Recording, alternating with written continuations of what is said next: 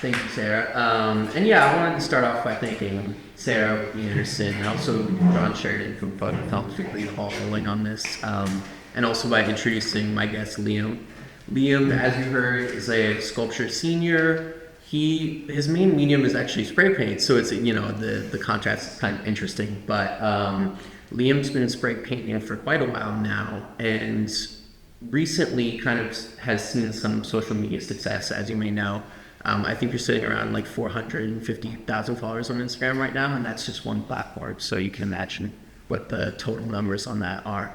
Liam also is very involved with Armstrong High School through his volunteering opportunities. So, outside of social media, there's more going on than meets the eye. But I kind of wanted to start by, I've heard this story a million times, but you were in Toronto, you went to sleep, and you woke up and your phone was kind of blowing up. What? Quebec City. Could you chronicle that for us? Yeah, I'm gonna backtrack a little bit, and I was like, the idea of approaching strangers with spray paint was like fresh in my mind. I just got to Quebec City. It's like 3 p.m. We just got to the hotel, and we're like in Old Quebec, so it's kind of like a touristy spot. And I was like, looking up spots I can buy spray paint. There's like one store like a mile and a half away, and it like closes in like 30 minutes. I'm like, oh gosh, I got to run. So like I literally run there, buy the paint, I run back because the people at the stores told me like the best spot to do this would probably be like where I'm staying at the hotel. And so I just like had like 10 minutes of like action. I'm like, whoa, this was crazy. Like going up to strangers, people saying no, yes. And then it's like craziness. And then like, no. And then that like led to like a yes. And then I'm like, it was just like action packed. I was like, all right, I'm just going to like use ChatGPT to like post these videos. So I'm just going to like try and have like low effort, but have like AI to like kind of help with like getting more engagement with like a hook. And so I like post like the first thing, whatever, like someone said no, it's like normal, whatever. And that post later, a couple hours later, like chat said to like give the post some breathing room. And I post the next thing and I was like, oh, this is cool. It's like getting engagement. But I go to bed, I wake up and I'm like, holy moly, guacamole. Like this is like way beyond like anything I've ever seen, like social media reach wise, like ever before. And I was like, this is crazy. Like, I guess I have to do more of that. And I have like more videos from like yesterday to like post. So yeah. And what were those initial numbers? It was hovering around like what, 10,000 likes when you woke up, or was it more than that? I forget the likes, but I think like the views were probably around like 250K, which I think probably would coincide with like that amount of likes. Yeah. And I mean, like for context, you had been spray painting and doing kind of the t-shirt thing way before you were actively thinking about like posting every day and kind of pursuing I guess you would call it content creator lifestyle. So, I mean, you have like 3 years ago, you were painting in Monroe Park doing t-shirts for people. Where did that idea to start filming it come in? With the metas? With the video classes. Yeah, so I did something at like Synergy Tattoo, just like a vending event out on Broad Street. And I approached a stranger. I didn't film that part, but I filmed me like painting their shirt. And I like posted that and I was like, oh, like this is getting some more engagement than like my normal post. And I was like, it must be just like the interesting point of view and the seeing something come alive within like matter of seconds, It's not like you're missing, when people post art videos, sometimes it's like there's hours that are trimmed into like seconds like this. So it's like everything's happening, no cut. And so I think that was what like really inspired me. So I also did something in like Texas, like approaching a stranger after that, because I was just starting to like catch on to like a trend. So this was like right before that August trip, like June, July. Yeah. And I mean, how do you balance it being kind of like a student and also having to, to keep up your success, you have to be posting a certain amount of times per week, and it's like a very set thing, or you fall out of the algorithm. Like where does this kind of life balance come in? I'm still working on for sure. I definitely don't know the answer, but there definitely is something with the traction, like staying consistent, but also at the same time, like people will have like a normal account and then they'll blow up. And the same thing is if you've already blown up and you haven't posted anything that's a hit in a while, if you have something that you can post, it'll blow up sometimes, because if you have a hit, it's a hit. So it doesn't really matter like if you're on that trajectory where like the algorithm might be like helping like push you a little bit more because you're posting consistently twice a day, once a day, every other week or whatever. It doesn't matter, like some type of consistency. If you have a hit, like it's going to be a hit. So yeah. And so you would say like it's really a snowball effect. You have to keep or not you have to, but you should if you want to see that continued growth. You have to stick with it. Something I noticed was when I was around 80% view rate past first 3 seconds, that would like correlate to around like at least 1 million views. And I think when I was on that consistency, it could be up towards 75%, and then that old view rate of 80% equating to about like 1 million views would then turn into 75%, would maybe equate to like about 1 million views. So I think there definitely is like some, like, but if you have something that's like above 80%, it's going to be a hit. Right. So, I mean, is that with your followers and your kind of consistent target demographic, or is it really the 3-second hook at the beginning of your video that draws people in is more designed for kind of like a new viewer to bring them into your account? I think it's definitely both, if I understand your question correctly. When you have like a larger audience, more followers, your posts are like spread out to your followers first, and if it does well, then it's spread to like non-followers. And so I think maybe for me, for example, like my followers might be like bored of my content, and so like the view rate might be like a low 70s, but then like to non-followers it might be like mid or like high, you know what I mean, 70s.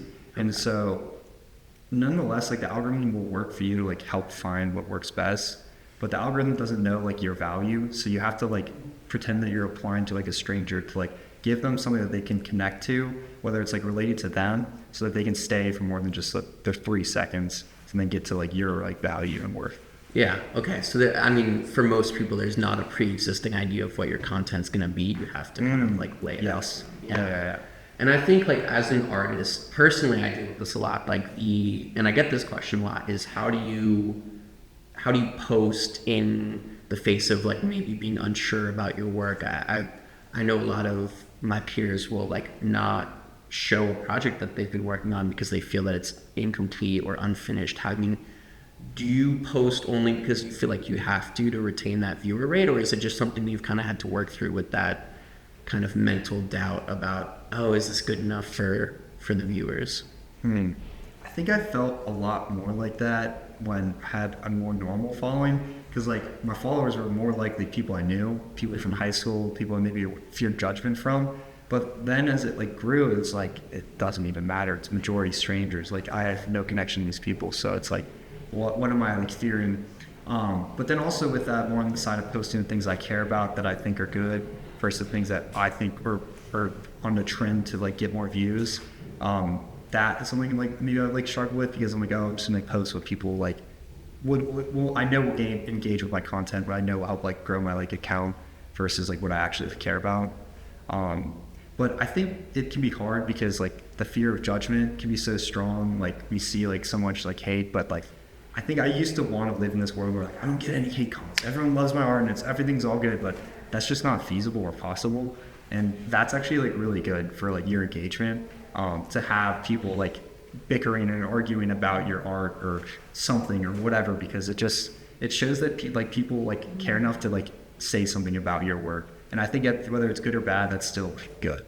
Yeah. And I mean, VCU is kind of like, as an art school, is built on teaching you how to receive feedback and critique and going through the kind of ideation process and changing based on what you hear from your classmates. I mean, I want to talk about that dress video at Solo Fair that like just went nuclear online. Yeah. So for those of you who don't know, one of Liam's most viewed videos currently is him walking around Euro Park with the glasses on, and he asked someone, hey, can I spray paint your dress? And she had a quick adverse reaction, which was like, the full context wasn't completely understood through the social media video.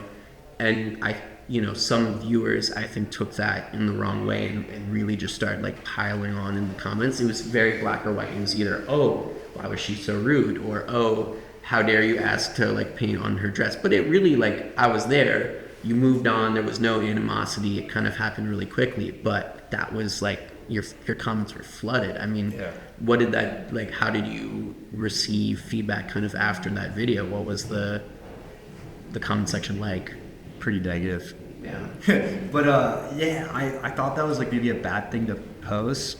But what's interesting is Venture Richmond actually reached out like about a really large mural that they want to. I'm meeting with them tomorrow morning. And this like super dope opportunity, like really biggest budget I've ever worked on in terms of like street walls. So And they mentioned that as like being like a really good thing that they liked and like noticed on my profile, like was that video. And I was like, oh wow, like that's really interesting. So it's weird. So like in my head, I'm like, oh, this is like a really bad thing. Like this is the most views and this is like such a negative thing.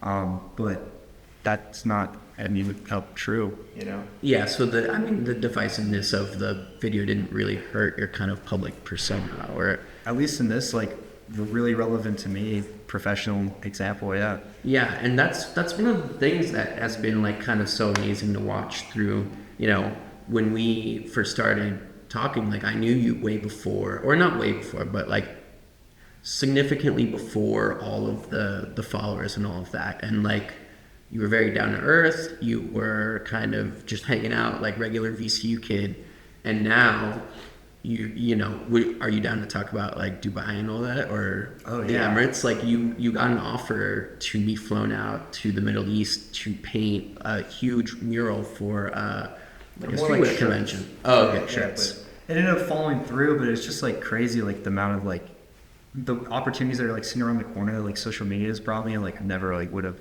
guessed or suspected. It's like insane. So yeah, that's why like I really push people to like find their audience, grow their identity, like explore their personality, like showcase it. Because for me, like it's so hard because it's like, oh, like I want to sit back and let my art speak for itself, but like few people actually have the luxury of actually growing their like social media from just posting their art. And like there are some people, and like a lot of those people, like they already have like a name for themselves, like whether it's from gallery recognition, but it's hard for people to connect with like a faceless account. And so like having that personality like is exactly what, like for me it is scary because it's like, oh, I want to put myself out there, right? Like I have to like, the whole world's going to see like in and out and all of my personality and like darkest secrets or whatever, like they're going to see all of me. But that's exactly how you can grow and like connect with a wider audience, and like also like jobs can come your way. And so it's like crazy opportunities. So that's like definitely something I like recommend people. So yeah.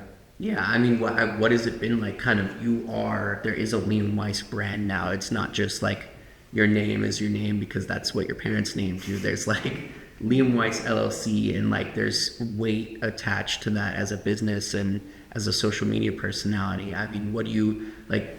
Are you able to go outside and kind of not have someone come up to you and be like, "Oh, you're the spray paint guy. Like, can you do my T-shirt?" Like, how has that kind of affected just your head and your ego, I guess? Yeah, that definitely happens most of the time when no one comes up to me. But there's like rare occurrences where like someone like does recognize me. Ego, I try to like play into it when I'm like gearing up to approach strangers. So I can get in my head, I'm like, I'm the spray paint guy. Like, I don't care if anyone says like no. Like, I'm just gonna keep, because like the no's will like turn me off sometimes. I'm like, oh yeah, I'm not gonna ask that person. They're gonna say no. Like, I'll like, I have like a paint dar. I can tell if someone will say yes to my spray paint or not or whatever. Okay. But at the end of the day, it's like I should be approaching like people nonetheless. And so I guess like I have to like deflate the ego and fill up my self-confidence and like let go of the attachment of people should say yes and that everyone's gonna love my art, because like that's so unrealistic. Because I think I think that's what like ego was at first for me, like with the social media stuff, was like fearing the judgment of people from high school, not wanting to put myself fully out there, and wanting my work to like be able to speak for itself. And like, who was I to think that like my work like people would care enough about? And who was I to think that like people from high school still care about me? And who was I to think that like I'm that important that people are worried about me? You know what I mean? And so like when I put like all that aside, that has like been able to like allow me to grow. Yeah. And I mean, like for the faces I recognize, there's a lot of creators in the room, and something that keeps coming up is like, why, again, like you said, why would anyone care about what I'm making? And I guess for someone who's maybe like, you do walls that take what, like 24 hours, like over a couple days. And that's really hard to put into a social media video. But like, what would you say to someone who's kind of looking at what they're making and kind of struggling to figure out how to format that for a social media audience and engage them? For me, I definitely didn't really realize what I was doing, but I've like tapped into like multiple trends, like approaching strangers, live art, and that has like been able to like work for me. And also like it's an interview, like learning about someone new, like on the spot. And so taking that and applying that to someone else is like, how can you creatively take like your craft and apply it to maybe strangers, like maybe approaching strangers, or really just like any like common trend that like you've noticed on social media? Like what are the videos that you like watching on social media? Like what grabs your attention? Like how can you recreate that with your own spin, with your own voice, with your own personality, with your own style? How would you make it better? You know, what would you want to see more of? You know, what do you go to the comments, like what are you searching for? What do you feel like is missing out? Like what do you want on top of that? So I think that's like what I would recommend is like how can you follow what other people are doing and make it better, and or combine with the other separate trend, bring them together, and make it like yours. Yeah. And I mean, like authenticity is kind of something a lot of people struggle with too. How do you, I'm curious to just like pick your brain about the t-shirt thing is not what you do for your classes. That's not your thesis. That's not like what takes up most of your time when you're really sitting down to work on an idea.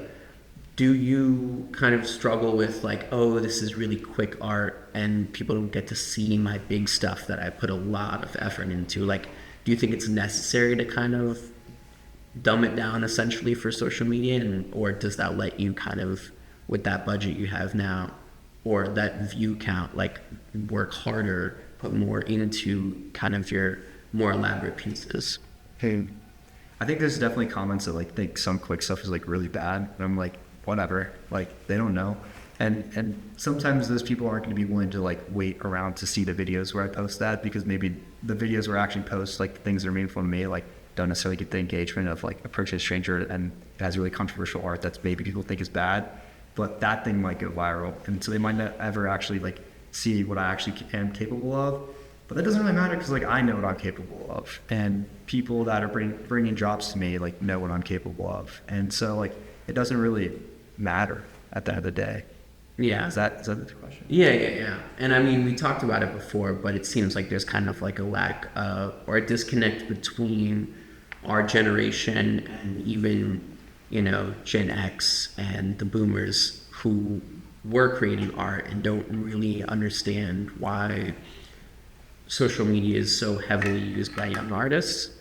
Do you find yourself kind of like butting heads with older spray paint artists or older muralists or illustrators a lot? Like, do they not kind of respect what you're doing? And how do you handle that? I don't think I've butted many heads, like within like graffiti culture, street art, spray paint. Yeah, I don't. Yeah. So then is it more like trying to get people above you to respect it, like, you know, getting your work into a gallery? Is that kind of where there's a little bit of stick? I mean, that's something like I want, but I haven't really put that much effort into, because I'm not really like worried about that, because I'm like, oh, like whenever I do have like a first show outside of like BCO, it'll just be like more of a banger, so I'm like not really like concerned, because I'm like, all right, just like let the pressure cook or keep cooking and I'll just get better. So but in terms of making the performance art more of a staple or more of a legitimate craft, I think that might be an area that I'm trying to like delve into, because I think people can just think, oh, like that's just what he does, like that's what, like there's not much value in that, you know. But it's like, you know, like Pablo Picasso said or whatever, like you drew on the napkin at the lady at the restaurant or the bar, and like here for whatever, a large amount of money, like you can have it. It's like, what? Like I just wanted you to like draw something. It's like, well, it took 5 seconds. Like it took 50 years in 5 seconds. You know, it's like 50 years of work has like accumulated in that. And so for me, it's like 5 years of spray painting plus 23 years of living have accumulated into like that, like 10 minutes of spray painting your shirt. And so like there is value in that, you know, because I'm also like being able, trying to interview you, trying to learn about you, trying to have like find some common ground, find something interesting about you, you know. Explore that while also spray painting your shirt. So like that like is not just like the skill and the craft of me like painting, but the conversation aspect too. So trying to like bring more awareness to that and like the value in that, because I think like a lot of like people today like are craving for like that authenticity, that genuineness, and like it's like I like that, to bring that in like the social media aspect, because like I don't often always see that on there, and so it's like a nice way to like maybe disguise like approaching a stranger. You don't necessarily know what's next, with like something more wholesome, like a wholesome interaction. Or maybe like for me personally, like I've met people in the street that like in like a different state, where then like they show me around their city like for the rest of the day, or like I like, oh, this person's dope, like I'm so glad I met this person, I have their contact now, you know. And so just, you know, maybe like a wholesome interaction that like everyone can walk away with, like, oh, that's cool. Yeah, yeah, and people talk about online community a lot, but have you kind of like been embraced? Like, what is your experience with the Richmond community been like? Have your professors at VCU supported it? Like, are you finding that there's a lot of love coming from Richmond, which you have already like had your roots in? I think the best type of love is love where they value your art for what you ask. And there's a lot of like appreciation, I think, in Richmond, but not necessarily like of like value, because like there's a lot of like people like there. I've had friends like, oh yeah, come out, like I'm in the store, like I want you to do a mural. And I'm like yeah, like this is what I charge per square footage, and like and it seems like your budget does not align with this, and I'm like, I'm sorry, like I'm not, like I can cut down like 2K off this price like to help you out, but like even that, like that's not working. So like that isn't maybe like love in the way that like I would want. But and there's like a lot of people that like want free stuff or like, you know, like free shout outs, and it's like it's been hard for me to like separate, like you don't ask a lawyer for like free law advice unless you're like super family friends. So it's like, why is someone that I don't know at all like reaching out to me like asking for like, oh like please like share my business, you know? And it's like, well like I've been paid large amounts of money from, you know, Fortune 500 companies to like post their material, make videos for them. Why would I like treat you any different from them? You know what I mean? It's like it's hard for me to like differentiate that. And so, you know, in weird ways, maybe like those large companies have like shown the most love, maybe in that terms of like financial.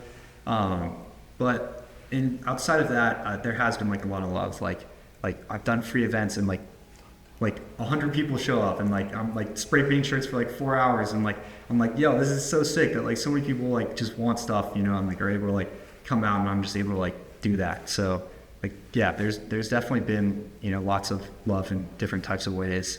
Not always necessarily the ways that like I want, but ways that I can definitely connect with people. So yeah. Yeah, and I mean, how do you think it's because like people will ask things of you that aren't, you know, kind of normal asks, like because social media breaks down the barrier to knowing someone, like you know, you can find out a lot about you because it's already out there, you know, through speaking through your videos or information you put on the internet. Do you find that it's kind of like had a double-edged sword effect on you where people will kind of assume they know you when they don't really? Well, when people ask for things, I'm pretty like apprehensive. But when people just say compliments that are like just kind, I'm like, yo, that's freaking awesome. Like, thank you. Like, I'll like whenever I do go through like the messages, like the hidden messages, because like you have to accept it first. Like, and I see like people are just like complimenting. I'm like, yo, that's so like kind. Like, I'm gonna make sure to respond to you. Like, thank you. Or when people have asked like, hey, I'm doing a project at my college in the UK about artists, whatever, and I like interview, and then I spend 15 minutes sending voice memos back. I'm like, yo, like you're asking about me, you like genuinely show interest. Like, yeah, I'm honored to like talk about myself. Yeah, that's so cool. Like, thank you. Or when like a high school student, like Maggie Walker here, Rit the local, like ask about stuff. Like, yeah, like maybe I was late to respond, but here's my phone number. Text me so we can get this invite to do today. And like I haven't heard back or whatever. But it's like with stuff like that, when people are like asking about something that I feel like is genuine, I'm like, yeah, like that's awesome. But when someone like out of the blue like asks for something for free, like I'm just like I'm not gonna respond. You know, it's like I have like my family to do stuff for free. My mom's gonna ask me to spray paint a bookcase just like flat black. You know, like like you spray paint is better than me. So it's like it's not even like necessarily taking like talent to do something like that. But it's like I have people that are like much closer to my inner circle that I have to like worry about first. You know, instead of just some random person on the internet that like, you know, doesn't necessarily have a need that I'm aware of. You know. Yeah. And I'm curious, have you been burned? Because like business and practice of like writing up contracts and sending, you know, emails, release forms, stuff like that. Like we haven't really gone over that in my department. So I think like once you exit the VCU bubble and start to work professionally, like there's a little bit of a learning curve to figuring out like how to price your work, how to make sure you're protected. Like, are there ramifications to selling this or posting this online? Like, hopefully you've avoided it, but has there been a time where you were kind of like, oh, dang it, like I gotta learn from that next time? Not off the top of my head. Besides maybe like charging more, like doing something like, oh man, I should charge more. So besides like maybe only shooting myself in the foot, no. Which I'm really like thankful that I've had like other people that have like and given me input in their own experience, especially with like murals. Like, you know, make sure you get X amount up front, whether it's a third or 50% upon starting. You know, maybe you bite the bullet with getting all the supplies for the mural, but the second you start, you want X amount, so that if they don't pay at the end, maybe they don't like it, even though like they agreed with whatever, you still get something out of it. Or, and then like, I mean, there's some other like paintings that I've done like in the past like year, few months that like were like close, and people I know, like family friends, or like friends I'm like close with, like a couple, and yeah, I dropped off a painting without getting paid, or I got paid the next day. Mm-hmm. So I'm like, I'm not like with people I trust, like I'm not like worried, you know, because I'm like, I don't want to see them again. But with like bigger things, there are like with making sure like the contract doesn't take your, you know, intellectual property or own the rights to the painting if they're only buying the image of the painting for certain uses. You know what I mean? Like, and like honestly, like ChatGPT has been like a big help with like the lawyer type of stuff. So, but yeah, not to my knowledge yet. So yeah, yeah. And I mean, you have done like pretty large collaborations and partnerships with brands. Like, how do people reach out to you? How do you kind of handle, like, I guess take Keels for example. Like, how did you handle that and posting that? And did you kind of see like a negative reaction to, you know, posting something that was paid for? Was there kind of like a, oh, you sold out moment, or hopefully not? I don't think so. There's lots of Zoom meetings, lots of emails. I think it was like a 60 email thread. 60? Yeah. Okay. Yeah, wow. yeah. These things sometimes will like take a while, and like it's like an interesting new world for me to like jump into, of like the professional aspect of the art, or just working with businesses rather, of like, man, like this takes a lot of correspondence. Yeah. But yeah, all good, I think. It's nice to like protect yourself, not having like any, you know, make sure the expectations fit into what you're comfortable, you know, putting on paper. You don't want to like overextend yourself. Yeah, stuff like that. Making sure your like bases are covered, and then you're gonna end up safe. Mm-hmm. And do you feel like these kind of like higher ups and reps that you're talking to take you seriously? Because, you know, you are young and like new relatively on social media. Do you find that there's like a mutual respect there, or do you feel like you get pushed around a little bit? I don't feel like I've been pushed around. Yeah, I felt good, I think. It's definitely like interesting getting into like a new world, you know, like talking with like the Keels people, you know, raising their offer, trying to get it closer to like industry standard, you know, like, and then them being like, yeah, sure, we'll double. So they did undercut you though? Not necessarily. I mean, like, it's hard to say you're undercut when you've never done something before. You know what I mean? Yeah. So it's like, but yeah. Yeah. And I mean, do you?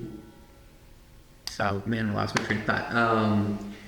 Yeah, I guess thinking, because you're graduating in a couple months, are you thinking that this is kind of going to be the business model forever? Are you going to continue to work with brands, or is there like, are you going to expand on the shirt store? What's, you know, there is high potential here to turn this into your full livelihood. Like, what do you want to take this to?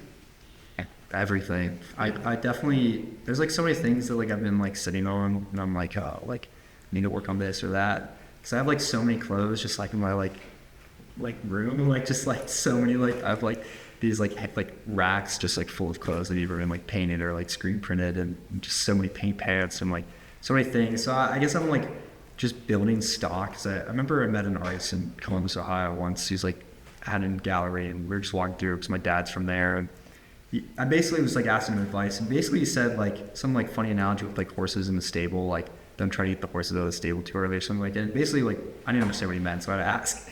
And basically what he was saying is like, instead of trying to get into galleries, just work on your art. So I'm like, I don't think it's like anything wrong with me like building more stock, because even if I want to start releasing them, I can just release like X amount.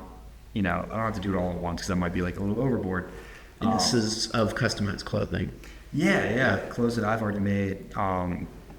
Because I definitely like that route more than the working individually with people, because it takes so much time. So like to make that like it's much easier for me to like just make a bunch of different clothes and then have that at like a more affordable price than like doing one custom at a much higher price, because just the like act of like the correspondence just like takes so much time, not necessarily the actual like painting. And so like that's why I definitely prefer to do like more custom things, whether it be like murals or shirts, more towards like a higher end, so that's like more like a mural type of budget, just because the act of like meeting with someone, making something that like fits them is like half the battle, like not even including like the payment. Yeah. And then the social media stuff, like Facebook pays pretty well, so like that'd be dope if that like continues. And like trial reels you can post to Instagram, but Facebook doesn't do trial reels, so like you can post like 20 trial reels a day, and like those 20 posts will go to Facebook. You can like earn your money. So that's something I've done. So like even if I haven't posted like my main page on Instagram, like I might still be posting to Facebook and earning like money. So that's been like pretty dope too. So that's something I definitely want to like continue. And also with Venture Richmond, something we were talking about like our last meeting was like approaching strangers and including them in the mural process. So like, hey, excuse me, like what's your favorite skyscraper or like skyline image, or favorite nature image, or favorite animal in the James River, or favorite Richmond scene? And then I like literally paint that on the spot at like the canal walk in the mural like with them, and they like literally like get to have that like included. So that would be like a really cool like fun new avenue of like, instead of being like custom shirts, it's like custom murals that are like literally like implemented by the community. And so like the one painting, and then I'll kind of like frame it with paint, and then like box out a next spot, and then have the next spot be the next person I approach that's like Right. in the area. So that would be like, I see that as like potential for like a new like avenue of like social media coverage plus the fine art in the mural sector. And they're paying you to come down and create content, but also create lasting paint on the walls. Yeah, so I'm meeting with them tomorrow morning. So yeah, I'd love to get like, you know, some stuff more like set in stone. But yeah, this is all like not set in stone yet. So we'll see. But yeah, hopefully. Yeah, and Canal Walks downtown, I know they had like, it was kind of open to paint generally by anyone, but then it got bought, and now it's more of like a specific mural project, right? Like you're being included in that new project for them. Yeah, I think Venture Richmond bought it, and the guy that reached out was saying that he saw like the video. I mean, you may not paint the dress. Video, and he was saying that like it's so awesome because it like shows like Richmond. I was like, yeah, like, you know, different art scenes that might not always necessarily collaborate, but they like hold their like value in their art, and that's like really important and like symbolic to the city. And it's like, yeah, so like it's cool. It's like I thought that video was like hurting me so much, but he was like, no, like that extra reach can draw people in, you know, in a good way. But yeah, I'm pretty sure it's like Venture Richmond acquired that wall because they were saying they own it. So Yeah. yeah. Speaking of, like, are you to me are someone who's kind of leads a nomadic lifestyle. Are you planning to stay in Richmond, or are you kind of trying to see the world with what you're doing now? Yeah, I'm thinking about moving to Phoenix. Okay. Yeah. Somewhere warm. It's cold winter. Snowmageddon. Because like my girlfriend Ava said, like she lived there over the summer, and that's like even the heat like isn't that bad because it's like dry heat as compared to like the humidity heat here. So I'm like, all right, like let's do it, because I love just starting over. Like that'd be fun. And it's like nice to like just like have the urgency of being in a new place and not knowing anyone and having to like make those connections, because like I've been able to do that like on a smaller scale, like visiting LA, New York, Montreal, you know, St. Petersburg, Miami, where like I like meet people, and that like leads to like other artists or like a little community. But to like really like dig in an area and like see how long it takes me to like build the connections to a like maybe a similar or almost close to level that I feel like I have here in Richmond, like that would be like a fun challenge for myself to like see how long it takes for me to like build that. Yeah. You know? And we've talked before about, excuse my language, but like, you know, just going and doing shit. Like, Yeah. Are you worried at all about like kind of uprooting your life here in Richmond and traveling all over? Like, I don't know. So personally, like I like to have like a home base, so to speak, but you seem like you could kind of just get in a van and go anywhere. Like, what are you planning to do? Yeah, I'm definitely gonna get in my RAV4 and just go. I want to like store a lot of art in my parents' house, as long as they're like willing. And then, like, if I have to pay for a storage locker, like that'd be okay. But and then just go. Yeah. I don't mind. Like, just leave my car. I'll get the Planet Fitness. Like, my mom's like, don't say that. Say what she said, because I was like, I want to be like sleep in my car and we travel. And she's like, don't say that. Say like Imad or something. You're a van lifer. Yeah, maybe not that, but it's like you gotta say like a little bit nicer than that, Yeah. basically. And I was like, yeah, well, we call it as it is, because like I don't really mind, you know. I'm like, why would I want to like pay all these expenses, you know? Like why not? Yeah. I can just like, you know, eat it a little bit and like like enjoy other things, you know. Because I have a friend that lived in Richmond music scene, and he like has been living in his car for months now. I visited him in LA, and I slept on the beach with him, and I had a blast. And like he just got a job at a foundry, like working with like melted aluminum and stuff, and so like that's like super dope for him.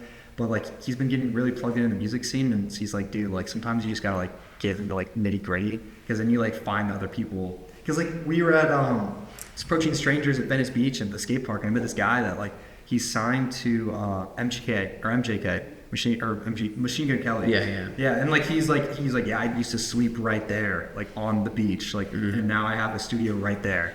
And it's like basically what my friend was saying is like you have to like go through that to then meet the people like that. They're like, oh, you're willing to like die for the like you're willing to like ride or die too, like you're trustworthy, like you're down, you know what I mean? So like for me, like just because like I don't really care, like I'm like might as well like get down and dirty and like actually like get in like the weeds, because like as long as I can like look presentable, you know, to Planet Fitness, get the shower and like, you know, like iron that suit or whatever, and then like and then you like show up like like this $100,000 mural, I'm like, yeah, this sounds like a fair, you know what I mean? It's like they don't have to know, because it's like these values and these like monies and these like budgets that these like bigger companies and organizations have, like it is so like beyond me, because like I can't afford that. But it doesn't mean that like I have to, because it's someone else is paying for my work. You know what I mean? So it's like you kind of have to like just like F it, like we ball, like someone else like is gonna like pay for it. Like yeah, let's ride, because it's like I'm worth this. Like I am valuable. You know what I mean? So yeah. This is something that's been completely opened up to you by the fact that you have a following on social media. Like I'm assuming, you know, outside of the local area, like there weren't many opportunities for you to just pack up and like travel somewhere and paint, and then come back and, you know, be back in class hopefully on time by Monday. But like, you know, do you think this is sustainable? Like that's something that's always in the back of my head when I see things blow up on Instagram, when I see people make a career off their art on social media. Obviously, like we would like it to last forever, but do you have kind of an exit plan, or are you thinking that far into the future? Or is it just kind of like one day at a time, I'll figure it out when we get there? Definitely one day at a time for sure. Yeah. Like, and also we'll see. But I also think it's like creatively problem solving, you know, if like XYZ doesn't work, let's try a new alphabet.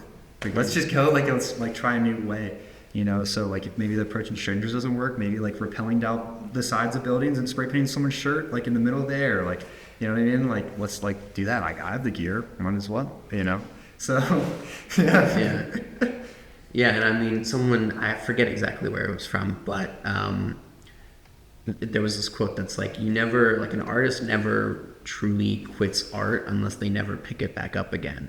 Do you ever get tired of spray painting? Do you see a day in which you put down the cans completely? Or is this like, you know, you're really truly passionate about it forever? Yeah, I love spray paint so much. Like I don't think I could ever like not spray paint for like an extended period of time. Because there's been like short periods of time, like maybe a certain like trip or travel because it's like access or whatever. But even like going to Jamaica, like Montego Bay, like I like ran to town and like met all these locals, and I was getting rides, and I was like, yo, this could be sus, because he's literally locking his car wheel to his own car. Like he had to lock it because like apparently the cars are stolen so much. And he was just like telling me like, oh, it's like we'll get back and blah blah blah. I'm like, yo, this is awesome. He drove me to a spot that like just recently got low pressure spray paint in Montego Bay. Like it's not even like a big city. I was like, this is insane. It's like if you just go out and get yourself immersed in the city, the culture, the area, like so many things will like come your way. And I think that's from like social media. It's like if you're authentically yourself and you put yourself out there and you go around asking like, where can I buy like good spray paint? Where would I, you know, do XYZ? It's like you'll then eventually find someone. And so like for me, like when I'm in new places, it definitely is like fun. Like I get that like burst of energy because I'm like, oh, let's figure out the new maze. Yeah. Does that answer the question? Yeah, totally. I mean, like, what are some challenges with like kind of where you're at right now? It's like something you're trying to tackle? Just like I get so bored editing. Yeah. I'd rather just be like doing. I mean, do you have a plan to kind of expand and start paying? Like, when do you get to that point where you need to start paying other people to do the work for you? I think I'm on to keep it. Okay. Yeah, I might talk to you All right. Yeah. Because it's yeah, like I would love to just be able to like focus on doing the things that I love. But for me, like in this example, it's hard because it's like I have to pay someone to edit my voice, and that can be difficult because like one, do they align? Two, are they willing to like edit outside their style? And three, like do they fit for this project, and are they trustworthy? Because like with these videos, it's like some of these videos have like made me thousands of dollars, on Facebook, just like reposting them, whatever, just from the engagement. And so it's like if someone like makes a video that's like maybe like gold like that, like they could post that and take that for themselves. So like maybe that's a little bit me being like cynical, is that the right word? I don't know, but like Debbie Downer about it. But I don't think many like video editors would actually do that because like then they'd get a bad rep. But yeah. And I mean, if you had to start all over, would you do anything differently, or was this kind of everything you had hoped like blowing up on Instagram would be? Or I think it was Instagram first, right? Yeah. Well, it's like you have this life. I have this idea of what like a good life or what I wanted my life looked like, and it's like this. And then you like start to get it, and you're like, wow, it's really not that different. Why do I still feel like messed up? And it's like, oh dang, like I actually have to like take care of myself and like work on the things that fill me up as a person, so that I can actually create good art. And it's like that's something that like we don't talk about in art school, is like whatever like spirituality that you like, whether it's religious or not religious, or just like taking care of yourself, like meditating, like eating healthy, or whatever you do, or exercise, like you have to do those things so you can be like a productive human being on like the other end.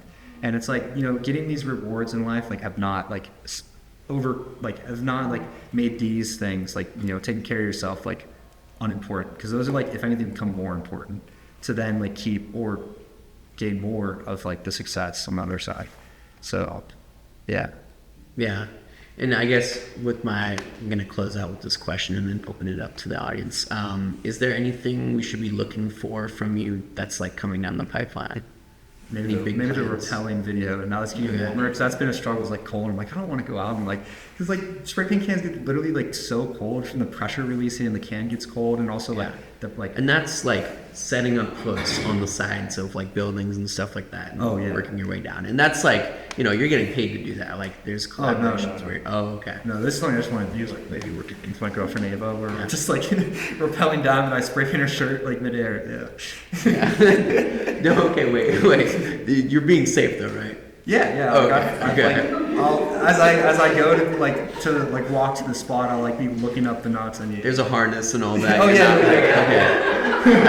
I just watched. Have you seen Free Solo? The movie Yeah. I was using all the stuff that he doesn't use. Okay, good. But yeah, I think we're getting close to the end here. So I just like, if anyone has any questions for Liam, he's super accessible, but also like now's a good time while we have him here in the gallery just to ask him like any burning questions about social media or the journey with that. Yeah.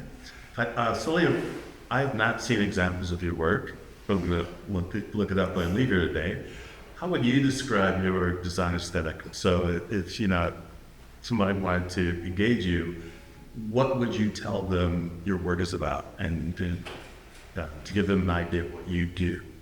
Yeah, I would tell them that probably the best thing that I am at doing is like copying a picture in a very short amount of time with spray paint. So like other people can like paint even more realistically than me. Like, and I can paint like pretty realistically, but I can do it like really quickly, up to like 95%. I think that's like my biggest skill. And so the way that I make that in a more interesting, more creative and fulfilling way is like by finding a stranger's story and like finding the image that fits them, that they bring to the table. And while like painting that on their shirt, that is a spur of the moment event where that just happened on like the side of the street. As I get to interview them and find out like maybe why they've picked this picture, why they're here, where they're from, more about them, and just like see where that conversation goes. So it's like a fun like mix of maybe like side of podcast, live art, and just spur of the moment authenticity out in the wild. Thank you. Yeah, because that human interaction is really it, right? Like that's the whole juice of the video. I think so. Yeah. Sweet. You talked about how your definition of success has changed, but I'm curious to be, I guess, specific about what it used to be versus how you define success now. I think for me, when I didn't have a profile that had a large following, I need a following, I need to get to like X, Y, and Z, like I want this. But then as you start to get up there, it's like, oh, you just want more, you want more. And also, I've come to realize that having that does not mean really anything. It's like how you capitalize off that account, you know? So like turning followers into sales or like views into reach that bring new projects that lead to like, you know, artistic developments that you enjoy. And so it's like this, like having the account doesn't really mean anything. It's like what you do with it that does. And so like it used to be like maybe a numbers game for me, but now it's like changing the numbers into real work. Yeah, right. Yeah. I've heard a lot of creators talk about like charging or giving less but charging higher. Therefore, you were talking about selling clothes and charging less. I was just curious of why maybe with something like that you'd be in like more physical work over time, maybe than like you were saying with the quick. I know it would take longer correspondence, but like I guess like the work part there. Do you enjoy the clothes one, or what is it about the big corporate projects that you're like not meant to do as much? Corporate projects I enjoy, and a lot of times if they're not on shirts, they're awesome because I can work big. The photo, courtroom chaos stuff, that was awesome. But the shirts, in relation to like not doing like customs or corresponding with you and finding an image with you, if it's all on the street, it's like a raining straight moment. Like, that can be easy because it's like done in person. It's all like knocked out right there, and so it's like immediate. But when I have to like work with someone like online, like, and so I kind of strayed away from it because of this, is because that takes so long. So I'd rather just make a bunch of different images that I think and hope people relate to, that I relate to, that I like, that then I can sell for less than the correspondence working with someone individual like type of price. Does that make sense? Yeah. So is that like answer? Yeah, it's kind of like a output thing. Yeah, because I can just like go to work. Like I can just like paint a bunch of shirts. Like I look at the shirt, I'm like, oh, this is a Build-A-Bear shirt. Let me spray paint a teddy bear. I'm like, oh, that's so simple. Like, duh. I'm like, oh, this is like a really unique like Japanese looking dress. Let's put butterflies on it. I feel like that fits. Like it's like I feel like the clothing art sometimes can like fit what, you know, I might generate an image like off the top of my head for, you know. So like, oh, like that's easy. So it's like, let's just put that out there. But if I have to like make something fit what someone else wants, like that can be like what it's called. And that's like the video aspect. So I see what you mean. Yeah. Goosebumps. yeah, because I can just go to the studio and just work all day, or I can like spend like most of the day talking to someone and then finishing it. You know what I mean? But like you're like done like 10 or 20 shirts at the same time. Yeah. Yeah, because then you have to worry about whether they're going to like it and you like stuff. Yeah, Yeah. Okay. Yeah. I'm curious to hear about like, I mean, as an artist, there's a large fear around social media of just being seen. So I was wondering how you kind of overcame that fear, and once you did overcome it, or I'm sure you're still in the works of overcoming it, but like, Oh yeah. like after overcoming it, how does people's perception of your inner circle changed once you've gotten that big following?